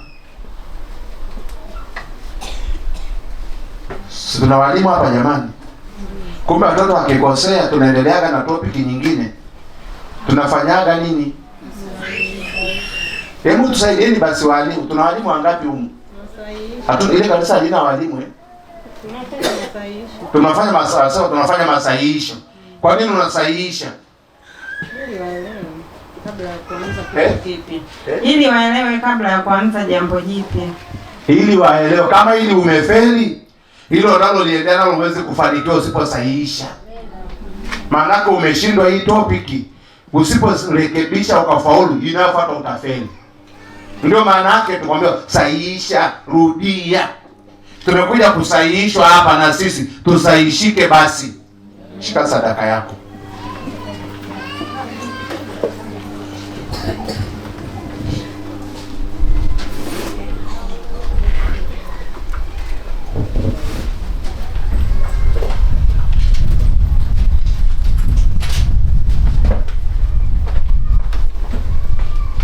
Mungu wetu na Baba yetu, tunakushukuru. Asante kwa ajili ya pendo lako katikati ya maisha yetu. Utukufu ni wako na sifa ni za kwako. Unatupenda, unatujali, unahusika na maisha yetu.